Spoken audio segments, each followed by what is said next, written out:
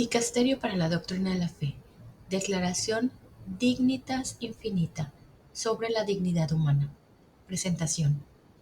En el Congreso del 15 de marzo de 2019, la entonces Congregación para la Doctrina de la Fe decidió iniciar la redacción de un texto subrayando lo imprescindible del concepto de dignidad de la persona humana en el seno de la antropología cristiana, ilustrando el alcance y las implicaciones beneficiosas a nivel social, político y económico, teniendo en cuenta los últimos desarrollos del tema en el ámbito académico y sus comprensiones ambivalentes en el contexto actual. Un primer proyecto a este respecto, elaborado con la ayuda de algunos expertos durante el año 2019, fue considerado insatisfactorio en una consulta restringida de la congregación el 8 de octubre del mismo año. La sección doctrinal elaboró un ex novo otro borrador del texto, basándose en las aportaciones de diversos expertos. Ese borrador fue presentado y debatido en una consulta restringida el 4 de octubre de 2021.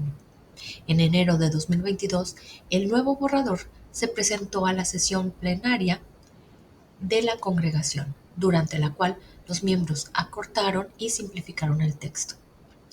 El 6 de febrero de 2023, el nuevo texto corregido fue evaluado en una consulta restringida que propuso algunas modificaciones posteriores. La nueva versión se sometió a la valoración de la sesión ordinaria del dicasterio el 3 de mayo de 2023. Los miembros acordaron que el documento con algunas modificaciones podía ser publicado. El Santo Padre aprobó los deliberata de esta feria cuarta en el curso de la audiencia concedida a mí el 13 de noviembre de 2023. En esa ocasión me pidió, además de resaltar en el texto algunas temáticas estrechamente relacionadas con el tema de la dignidad, como por ejemplo el drama de la pobreza, la situación de los emigrantes, la violencia contra las mujeres, la trata de personas, la guerra y otros. Para honrar lo mejor posible esta indicación del Santo Padre, la sección doctrinal del dicasterio dedicó un congreso a profundizar en la carta encíclica Fratelli Tutti, que ofrece un análisis original y un estudio en profundidad del tema de la dignidad humana, más allá de toda circunstancia. En una carta fechada el 2 de febrero de 2024, con vistas a la Feria 4 del 28 de febrero siguiente, se envió a los miembros del dicasterio un nuevo borrador del texto, considerablemente modificado, con la siguiente aclaración. Esta nueva redacción se hizo necesaria para responder a una petición específica del Santo Padre. El Santo Padre había pedido explícitamente que se prestara mayor atención a las graves violaciones de la dignidad humana que se producen actualmente en nuestro tiempo, en la senda de la encíclica Fratelli Tutti. Así pues, la sección doctrinal tomó medidas para reducir la parte inicial y elaborar con más detalle lo que el Santo Padre había indicado. La sesión ordinaria del dicasterio aprobó finalmente el texto de la actual declaración el 28 de febrero de 2024.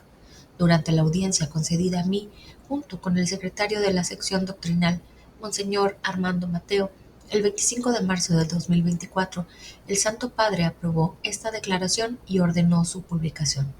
La elaboración del texto, que duró 5 años, nos permite comprender que estamos ante un documento que, debido a la seriedad y centralidad de la cuestión de la dignidad en el pensamiento cristiano, necesitó un considerable proceso de maduración para llegar a la redacción final que hoy publicamos. En las 3 primeras partes, la declaración recuerda los principios fundamentales y los supuestos teóricos para ofrecer importantes aclaraciones que puedan evitar las frecuentes confusiones que se producen en el uso del término dignidad. En la cuarta parte, presenta algunas situaciones problemáticas actuales en las que no se reconoce adecuadamente la inmensa e inalienable dignidad que corresponde a todo ser humano.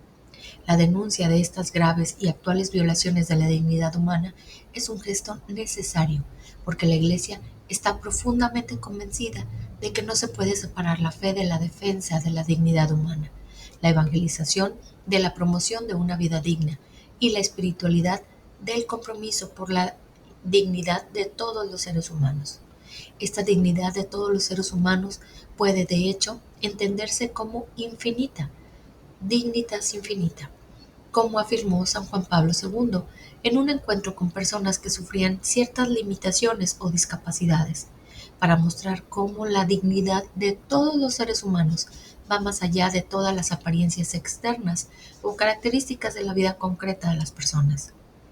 El Papa Francisco, en la encíclica Fratelli Tutti, ha querido subrayar con particular insistencia que esta dignidad existe más allá de toda circunstancia, invitando a todos a defenderla en cada contexto cultural, en cada momento de la existencia de una persona, independientemente de cualquier deficiencia física, psicológica, social o incluso moral. En este sentido, la Declaración se esfuerza por mostrar que estamos ante una verdad universal que todos estamos llamados a reconocer como condición fundamental para que nuestras sociedades sean verdaderamente justas, pacíficas, sanas y, en definitiva, auténticamente humanas. La lista de temas elegidos por la Declaración no es ciertamente exhaustiva, sin embargo, los temas tratados son, precisamente, los que permiten expresar diversos aspectos de la dignidad humana que puedan estar oscurecidos en la conciencia de muchas personas hoy en día. Algunos serán fácilmente compartidos por distintos sectores de nuestras sociedades, otros no tanto. Sin embargo, todos nos parecen necesarios porque en su conjunto ayudan a reconocer la armonía y la riqueza del pensamiento sobre la dignidad que brota del Evangelio. Esta declaración no pretende agotar un tema tan rico y decisivo, pero pretende aportar algunos elementos de reflexión que nos ayudarán a tenerlo presente en el complejo momento histórico que vivimos, para que en medio de tantas preocupaciones y angustias no perdamos el rumbo y nos expongamos a sufrimientos más lacerantes y profundos. Víctor Manuel Cárdenas Fernández, prefecto. Introducción. Dignitas infinita, una dignidad infinita que se fundamenta inalienablemente en su propio ser, le corresponde a cada persona humana más allá de toda circunstancia y en cualquier estado o situación en que se encuentre. Este principio, plenamente reconocible incluso por la sola razón, fundamenta la primacía de la persona humana y la protección de sus derechos. La Iglesia, a la luz de la revelación, reafirma y confirma absolutamente que esta dignidad ontológica de la persona humana, creada a imagen y semejanza de Dios y redimida en Cristo Jesús. De esta verdad extrae las razones de su compromiso con los que son más débiles y menos capacitados, insistiendo siempre sobre el primado de la persona humana y la defensa de su dignidad más allá de toda circunstancia. Esta dignidad ontológica y el valor único y eminente de cada mujer y cada hombre que existen en este mundo fueron recogidos con autoridad en la Declaración Universal de los Derechos Humanos, 10 de diciembre de 1948, por la Asamblea General de las Naciones Unidas. Al conmemorar el 75 aniversario de este documento, la Iglesia ve la oportunidad de proclamar una vez más su convicción de que, creado por Dios y redimido por Cristo, todo ser humano debe ser reconocido y tratado con respeto y amor, precisamente por su dignidad inalienable. El mencionado aniversario ofrece también a la Iglesia la oportunidad de aclarar algunos malentendidos que surgen a menudo en torno a la dignidad humana y de abordar algunas cuestiones concretas, graves y urgentes relacionadas con ella. Desde el principio de su misión, la Iglesia, impulsada por el Evangelio, se ha esforzado por afirmar la libertad y promover los derechos de todos los seres humanos. En los últimos tiempos, gracias a la voz de los pontífices, ha tratado de formular más explícitamente este compromiso a través de la renovada llamada al reconocimiento de la dignidad fundamental debida a la persona humana. San Pablo VI decía: ninguna antropología igualada a la antropología de la Iglesia sobre la persona humana, incluso considerada individualmente en cuanto a su originalidad, dignidad, intangibilidad y riqueza de sus derechos fundamentales, sacralidad, educabilidad, aspiración a un desarrollo completo e inmortalidad. San Juan Pablo II, en 1979, afirmó durante la tercera conferencia episcopal latinoamericana en Puebla: la dignidad humana es su valor evangélico, que no puede ser despreciado sin gran defensa al Creador. Esa dignidad es conculcada a nivel individual cuando no son debidamente tenidos en cuenta valores como la libertad, el derecho a profesar la religión, la integridad física y psíquica, el derecho a los bienes esenciales a la vida. Es conculcada a nivel social y político, cuando el hombre no puede ejercer su derecho de participación o es sujeto a injusticias e ilegítimas coacciones, o sometido a torturas físicas o psíquicas, etc. Si la Iglesia se hace presente en la defensa o en la promoción de la dignidad del hombre, lo hace en la línea de su misión, que aun siendo de carácter religioso y no social o político, no puede menos de considerar al hombre en la integridad de su ser. En el 2010, delante de la Pontificia Academia para la Vida, Benedicto XVI afirmó que la dignidad de la persona es un principio fundamental que la fe en Jesucristo crucificado y resucitado ha defendido desde siempre, sobre todo cuando no se respeta en relación a los sujetos más sencillos e indefensos. En otra ocasión, hablándoles a los economistas, dijo que la economía y las finanzas no existen solo para sí mismas, son solo un instrumento, un medio. Su finalidad es únicamente la persona humana y su realización plena en la dignidad. Este es el único capital que conviene salvar. Desde los inicios de su pontificado, el Papa Francisco ha invitado a la Iglesia a confesar a un Padre que ama infinitamente a cada ser humano y a descubrir que con ello le confiere la dignidad infinita, subrayando con fuerza que esta dignidad inmensa representa un dato originario a reconocer con lealtad y acoger con gratitud. Es precisamente en este reconocimiento y aceptación donde puede fundarse una nueva convivencia entre los seres humanos, que decline la sociabilidad en un horizonte de auténtica fraternidad. Solo reconociendo la dignidad de cada persona humana, podamos hacer renacer entre todos un deseo mundial de hermandad.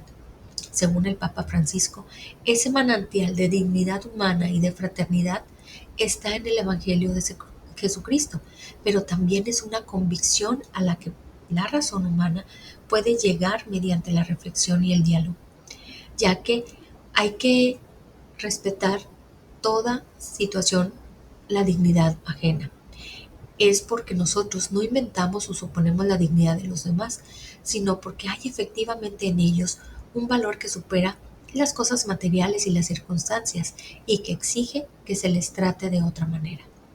Que todo ser humano posee una dignidad inalienable es una verdad que responde a la naturaleza humana más allá de cualquier cambio cultural. En realidad, concluye el Papa Francisco, el ser humano tiene la misma dignidad inviolable en cualquier época de la historia y nadie puede sentirse autorizado por las circunstancias a negar esta convicción o a no obrar en consecuencia.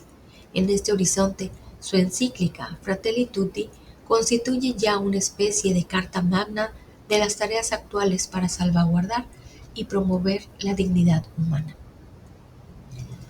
Una aclaración fundamental.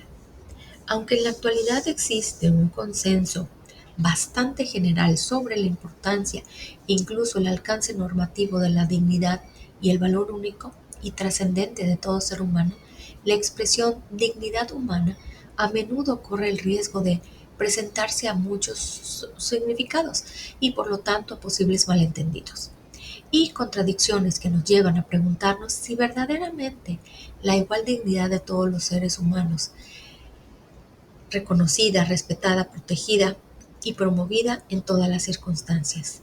Todo esto nos lleva a reconocer la posibilidad de una cuádruple distinción del concepto de dignidad: dignidad ontológica, dignidad moral, dignidad social y finalmente dignidad existencial. El sentido más importante permanece, como se ha argumentado hasta ahora, el vinculado a la dignidad ontológica, que corresponde a la persona como tal, por el mero hecho de existir y haber sido querida, creada y amada por Dios. Esta dignidad no puede ser nunca eliminada y permanece válida más allá de toda circunstancia en la que pueden encontrarse los individuos. Cuando se habla de la dignidad moral, se refiere, como se acaba de considerar, al ejercicio de la libertad por parte de la criatura humana. Esta última, aunque dotada de conciencia, permanece siempre abierta a la posibilidad de actuar contra ella. Al hacerlo, el ser humano se comporta de un modo que no es digno de su naturaleza de criatura amada por Dios y llamada a amar a los otros. Pero esta posibilidad existe. Y no solo eso, la historia nos atestigua que el ejercicio de la libertad contra la ley del amor, revelada por el Evangelio, puede alcanzar cotas incalculables de mal infligido a los otros. Cuando esto sucede, nos encontramos ante personas que parecen haber perdido todo rastro de humanidad, todo rastro de dignidad. A este respecto, la distinción introducida aquí nos ayuda a discernir con precisión entre el aspecto de la dignidad moral, que de hecho puede perderse, y el aspecto de la dignidad ontológica, que nunca puede ser anulada. Y es precisamente en razón de esta última que se deberá trabajar con todas las fuerzas para que todos los que han hecho el mal puedan arrepentirse y convertirse. Quedan otras dos posibles acepciones de la dignidad, social y existencial. Cuando hablamos de dignidad social nos referimos a las condiciones en las que vive una persona, en la pobreza extrema, por ejemplo, cuando no se dan las condiciones mínimas para que una persona viva de acuerdo con su dignidad ontológica. Se dice que la vida de esa persona pobre es una vida indigna. Esta expresión no indica en modo alguno un juicio hacia la persona, al contrario, quiere destacar el hecho de que su dignidad inalienable se contradice por la situación en la que se ve obligada a vivir. La última acepción es la de dignidad existencial. Hoy se habla cada vez con más frecuencia de una vida digna y de una vida indigna. Y con esta expresión nos referimos a situaciones de tipo existencial. Por ejemplo, al caso de que una persona que, aunque no faltándole aparentemente nada de esencial para vivir por diversas razones, le resulta difícil vivir con paz, con alegría y con esperanza. En otras situaciones es la presencia de enfermedades graves, de contextos familiares violentos, de ciertas adicciones patológicas y de otros malestares los que llevan a alguien a experimentar su propia condición de vida como indigna frente a la percepción de aquella dignidad ontológica que nunca puede ser oscurecida. Las distinciones aquí introducidas, en todo caso, no hacen más que recordarnos el valor inalienable de esa dignidad ontológica enraizada en el ser mismo de la persona humana y que subsiste más allá de toda circunstancia. Por último, conviene recordar aquí que la definición clásica de la persona como sustancia individual de la naturaleza racional explicita el fundamento de su dignidad. En efecto, en cuanto sustancia individual, la persona goza de dignidad ontológica, es decir, en el nivel metafísico del ser mismo. Es un sujeto que, habiendo recibido la existencia de Dios, subsiste, y es decir, ejerce la existencia autónomamente. En realidad, la palabra racional engloba todas las capacidades del ser humano, tanto la cognitiva como la volitiva: amar, elegir, desear. El término racional incluye también todas las capacidades corporales íntimamente relacionadas con las anteriores. La expresión naturaleza indica las condiciones propias del ser humano que hacen posibles las diversas operaciones y experiencias. La naturaleza es el principio de obrar. El ser humano no crea su naturaleza, la posee como un don recibido y puede cultivar, desarrollar y enriquecer sus capacidades. En el ejercicio de su libertad para cultivar las riquezas de su propia naturaleza, la persona humana se construye a sí misma con el paso del tiempo. Aunque debido a diversas limitaciones o condiciones no pueda utilizar estas capacidades, la persona siempre subsiste como sustancia individual, con toda su dignidad inalienable. Esto ocurre, por ejemplo, en un niño no nacido, en una persona inconsciente, en un anciano en agonía. Número 1. Una conciencia progresiva de la centralidad de la dignidad humana. Ya en la antigüedad clásica se perfila una primera intuición con respecto a la dignidad humana, que procede de una perspectiva social. Cada ser humano viene revestido de una dignidad particular, según su rango y dentro de un orden determinado. Del ámbito social, la palabra pasó a describir las distintas dignidades de los seres en el cosmos. Desde este punto de vista, todos los seres poseen su propia dignidad según el lugar que ocupa en la armonía del conjunto. Ciertamente algunas costumbres del pensamiento antiguo comienzan a reconocer un lugar singular al ser humano, en la medida en que está dotado de razón y por lo tanto es capaz de responsabilizarse de sí mismo y de los demás seres del mundo.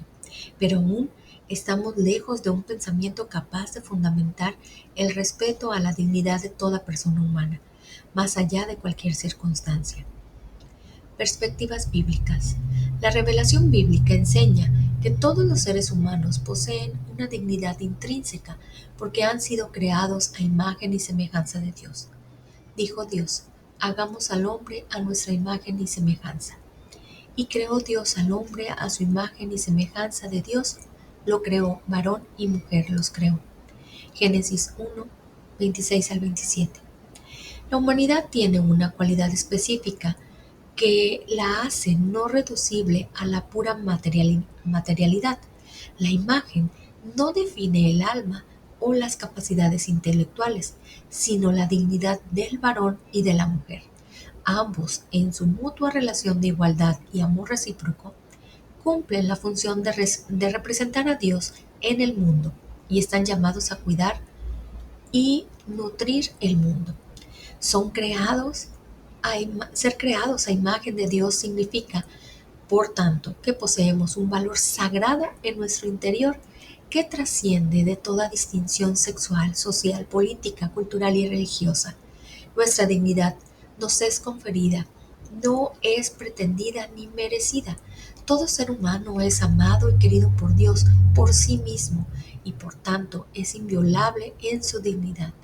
En el Éxodo, corazón del Antiguo Testamento, Dios se muestra como el que escucha el clamor de los pobres, ve la miseria de su pueblo, cuida de los últimos y de los oprimidos. La misma enseñanza vuelve a aparecer en el Código Deuteronómico, Deuteronomios 12:26. Aquí la enseñanza sobre los derechos se transforma en un manifiesto de la dignidad humana, en particular a favor de la triple categoría del huérfano, de la viuda y del extranjero. Deuteronomio 24:17. Los antiguos preceptos del Éxodo son recordados y actualizados por la predicación de los profetas que representan la conciencia crítica de Israel. Los profetas Amós, Oseas, Isaías, Miqueas y Jeremías dedican capítulos enteros a denunciar la injusticia. Amós reprende amargamente la opresión de los pobres, la falta de reconocimiento de toda dignidad humana, fundamental para los miserables. Isaías pronuncia una maldición con quienes pisotean los derechos de los pobres, negándoles toda justicia. Ay de los que establecen decretos inicuos y publican prescripciones vejatorias, para oprimir a los pobres en el juicio y privar de su derecho a los humildes de mi pueblo. Isaías 10, 1 al 2. Esta enseñanza profética se recoge en la literatura sapiencial. El Sirácida equipara la opresión de los pobres con el asesinato. Mata a su prójimo quien le roba el sustento. Quien no paga el sueldo al jornalero derrama sangre. Sirácida 34:22. En los Salmos, la relación religiosa con Dios pasa por la defensa de los débiles y necesitados. Proteged al desvalido y al huérfano, haced justicia al humilde y al necesitado, defended al pobre y al indigente, sacándolos de las manos del culpable. Salmo 82, del 3 al 4. Jesús nació y creció en condiciones humildes y reveló la dignidad de los necesitados y los trabajadores. A lo largo de su ministerio, Jesús afirmó el valor y la dignidad de todos los que son portadores de la imagen de Dios, independientemente de su condición social y circunstancias externas. Jesús rompió las barreras culturales y de culto, devolviendo la dignidad a los descartados o a los desconsiderados o a los considerados al margen de la sociedad, los recaudadores de impuestos. Las mujeres, los niños, los leprosos, los enfermos, los extranjeros, las viudas. Él sana, alimenta, defiende, libera, salva. Se le describe como un pastor solícito por la única oveja perdida. Él mismo se identifica con sus hermanos más pequeños. Cada vez que lo hicisteis con uno de estos, mis hermanos más pequeños, conmigo lo hicisteis. Mateo 25:40. En el lenguaje bíblico, los pequeños no son solo los niños por edad, sino los desvalidos, los más insignificantes, los marginados, los oprimidos, los descartados, los pobres, los marginados, los ignorantes, los enfermos, los degradados por los grupos dominantes. El Cristo glorioso juzgará en función del amor al prójimo, que consiste en haber asistido al hambriento, al sediento, al forastero, al desnudo, al enfermo, al encarcelado, con los que él mismo se identifica. Para Jesús, el bien hecho a todo ser humano, independientemente de los lazos de sangre o de religión, es el único criterio de juicio. El apóstol Pablo afirma que todo cristiano debe comportarse según las exigencias de la dignidad y el respeto de los derechos de todos los seres humanos. Romanos 13, del 8 al 10. Según el mandamiento nuevo de la caridad. Primera de Corintios 13, del 1 al 13. El desarrollo del pensamiento cristiano. El desarrollo del pensamiento cristiano estimuló y acompañó posteriormente el progreso de la reflexión humana sobre el tema de la dignidad.